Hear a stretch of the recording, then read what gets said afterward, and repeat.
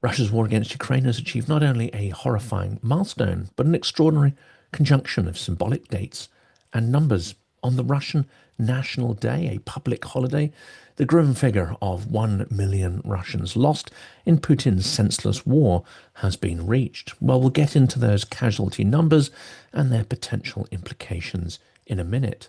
First, though, we need to reflect on the obscene act of sycophancy that was just unleashed by Mr. Rubio on the 12th of June. In an announcement, he wrote to congratulate the Russian people on Russia Day. He is the first Secretary of State in the US to do so since the beginning of the full-scale war. He wrote, the United States remains committed to supporting the Russian people as they continue to build on their aspirations for a brighter future.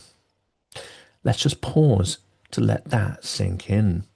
Of course, many memes have accurately, I think, compared this to an imaginary scenario where FDR congratulates the Nazi regime on Hitler's birthday on 18th of April 1941, which was also a public holiday in Germany. At that stage, of course, the US hadn't entered the Second World War. I think the comparison is apt. Rubio goes on to say in this statement, we also take this opportunity to reaffirm the United States' desire for constructive engagement with the Russian Federation to bring about a durable peace between Russia and Ukraine. It is our hope that peace will foster more mutually beneficial relations between our countries. Now, this act of sycophancy is truly obscene. The statement does start with a hint towards the so-called Russian opposition and Navalny's concept of a beautiful Russia of the future, but quickly the message turns into a revolting set of appeasement and delusion. It does not mention Putin's genocidal war against Ukraine. It does not mention the fact that he has thrown 1 million of his own people into that war to die like logs chucked onto the fire. There is no mention that Putin has no mind to stop and could easily carry on blowing away 2 million, 3 million of his own people. Rather than being magnanimous and open to the Russian people, this message is such a gross distortion of the reality of the dictatorship that is ruling Russia that it feels almost satirical. It's an unfortunate echo as well to Western apologists of Stalinism in the 1930s, who proclaimed in concert with the regime that its free citizens were marching towards a radiant future, while millions of them were being slaughtered by a parasitic dictatorship. The reality is that while many Russians feel the weight of oppression, either those that objected to the war have already left, or else have acclimatized themselves to the new reality and have no passionate objections to the war and the slaughter, and continue to serve the murderous regime by paying taxes or more directly working within the military or the military industrial complex that is rapidly consuming the entire Russian economy. A brighter future is nowhere on the horizon, Mr. Rubio, and every action of the US administration that he serves in enables Putin's regime to survive month after month and prolong the war and the killing by placing no pressure at all on the aggressor to stop. Every day, Mr. Putin and his mafia scum pulverize the normal European Russia that professed Democrats like Nemtsov and Navalny dream of, making the Rubio statement a sick insult, a kind of joke almost. Putin's heart did not melt from this congratulatory message. Putin takes such acts as weakness and interprets them as signaling compliance and submission, which in a way they do. All Rubio will elicit from Putin is his contempt and derision, and that, of course, will breed yet more violence and aggression. There will be no constructive engagement with the US, and there is neither any desire for a durable peace, nor is there any credible peace process underway. All we see is appeasement of Russia in its forever wars and genocidal imperial expansionist aggression in Ukraine. So the statement from Rubio only indicates two potential truths. One that the current US administration is either phenomenally incompetent and helpless, or else it is firmly lodged in Putin's pocket.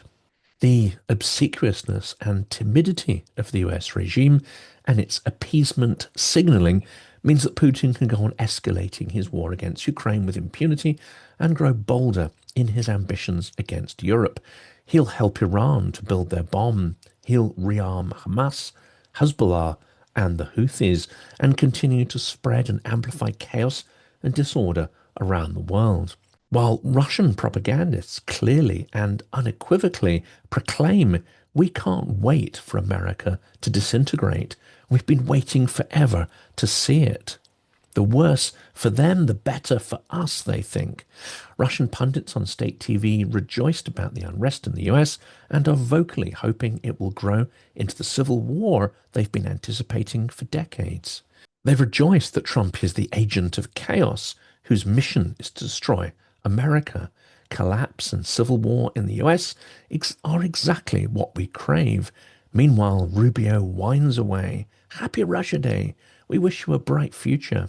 And at the same time, 1 million Russian corpses have racked up in only 3 years. They came to take Kiev in 3 days, 1,204 days later, and they've lost 1 million men. It's truly staggering that Russian society has not collapsed given this total, but oil prices are high, so they can afford big payouts for families, and large sections of the Russian population have little to no economic value to the regime in any case. The weapons, mining, and hydrocarbons industries only involve a small percentage of the population, yet account for the bulk of economic activity and certainly exports. Not only does Russia not care about its people, but it also does not need them. And when they are gone, it loses no sleep over their grisly fate. Russia loses 1 million soldiers. The announcement of casualties reaching 7 figures coincides with the so-called Day of Russia. The General Staff of the Armed Forces of Ukraine announced that Russian military personnel losses since 24th of February 2022 reached 1,340,000. As the US presses Kiev to negotiate and puts pressure on it to hold off from defending itself robustly against Russia, the Putinist forces are mounting large-scale offensive operations along the entire front line. They continue to assault Ukrainian lines despite the staggering losses. The choice to use meat-wave assaults to seize Ukrainian territory has not lessened despite the minor incremental successes they've had at enormous cost. And it drives a relentless recruitment spiral in Russia as more meat is constantly required for the cannons. Ukraine's defense forces eliminated 1,140 Russian soldiers in the past hour, pushing the total number of Russian military losses since the start of the full-scale invasion past the 1 million mark. Ukrainian officials clarified that the figures refer specifically to Russian soldiers killed, whereas there has been ambiguity in the Western media as to whether the figures combine those killed and wounded in action. Well, it's now clear that it is killed. We've not done this for a while, but here is the complete estimated breakdown of Russian losses to date in the full-scale war. Personnel, 1,340,000. Tanks, 10,933. Armoured vehicles, 22,786. Artillery systems, 29,063. MLRS, 1,413. Air defence systems, 1,184. Aircraft, 416. Helicopters, 337. Drones, 40,435. Cruise missiles, 3,337. Naval vessels, 28. Submarines, 1. Military trucks and fuel tankers, 51,715. And other specialist equipment, 3,914. These are, of course, staggering losses. And the pace of Russian losses is growing. In 2022, a total of 106,000 were killed. That's an average of 340 per day. In 2023, that was up to 253,000.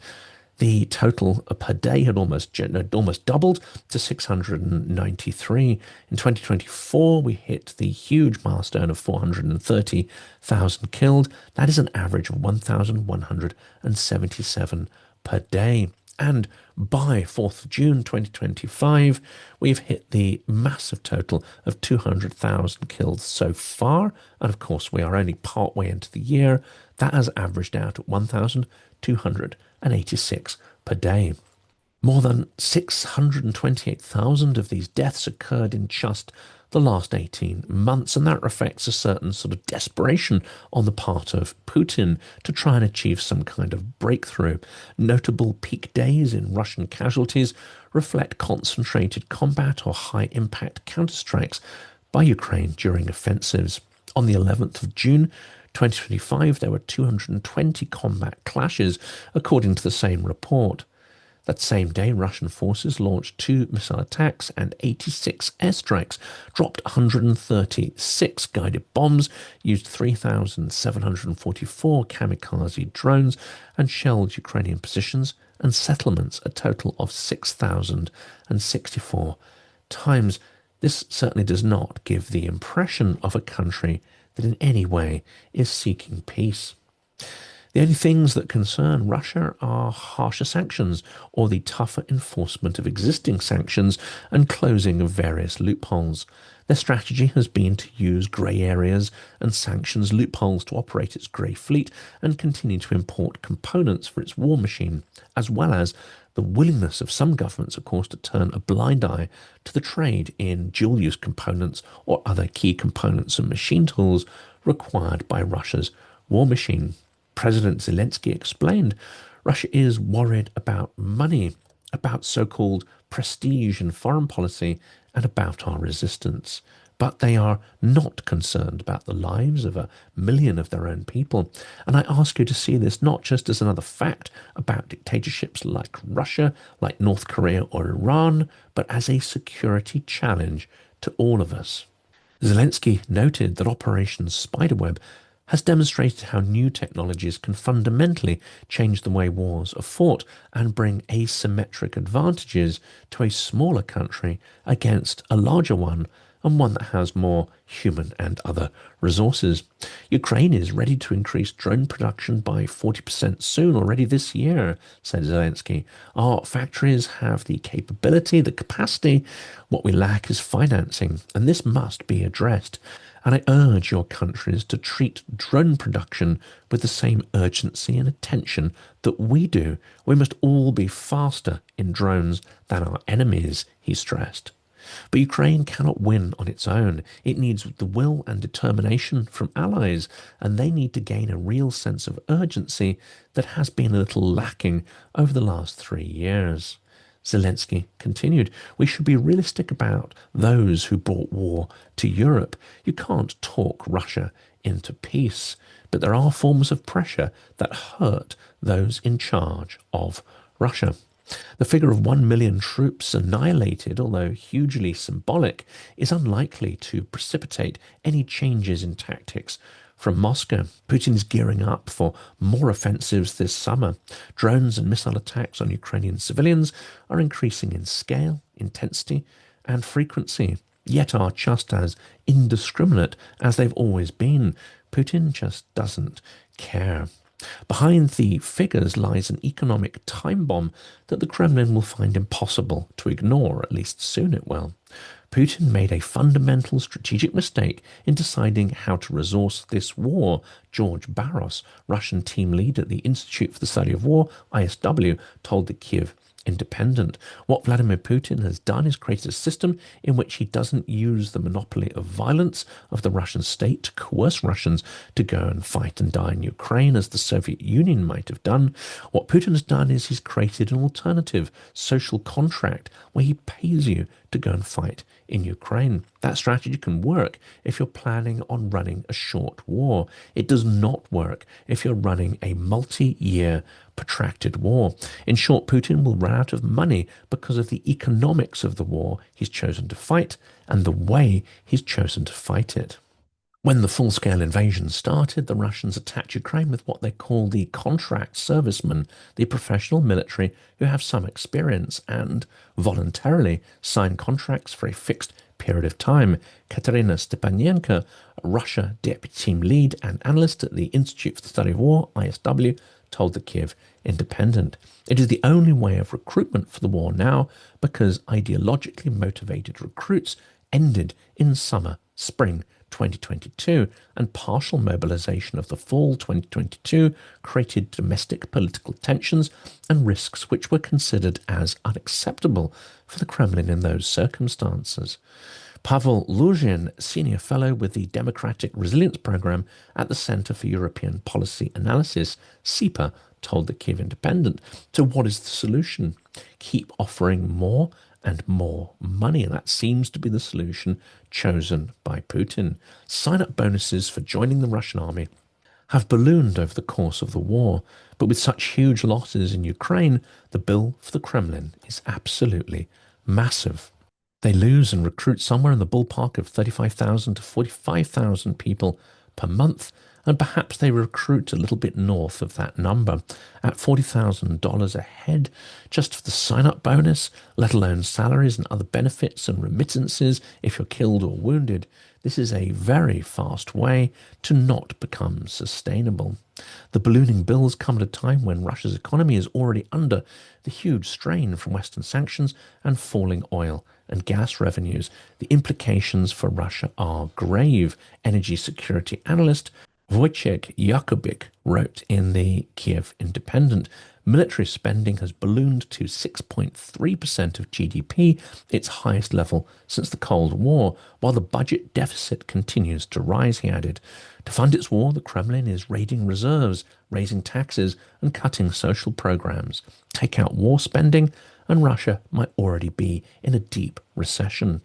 Will the Russian economy collapse? That, of course, is the big question. Predictions about the imminent collapse of Russia's economy has been made throughout the full-scale invasion of Ukraine. But if you look at the current economic indicators in Russia, for example, their inflation rate, their overnight lending interest rates, Russian monetary constraints, government spending is out of control. It's a very loose fiscal policy, and so the economy is at risk of overheating, he said. I don't know to what extent the economy can continue to last. One major thing to keep an eye on are the Russian banks that are taking on tremendous amounts of debt to finance the Russian economy and war machine. I suspect that what will happen one day at the current rate is a Russian bank will have to default on its debt, and that will trigger some sort of financial meltdown, he said. I can't name the time or the hour or the place, but it seems very much like Vladimir Putin today is writing checks that Vladimir Putin in a year or two from now will not be able to cash. We can only hope so, because Putin does not have an upper limit for how many of his own people he is willing to sacrifice for negligible or even senseless returns. In this respect, Russian history is on a repeat loop, echoing the 1930s and 40s, when often absurd projects burned through bodies at the rate of tens or even hundreds of thousands. That's not even counting those lost to political terror. That ran into the millions, tens of millions. So today we passed a grim milestone, but it will not be the last. And the final figure may be multiples of the current tally, especially if Europe does not grow more of a spine and take action to push back against Russian genocidal ambitions on the European continent.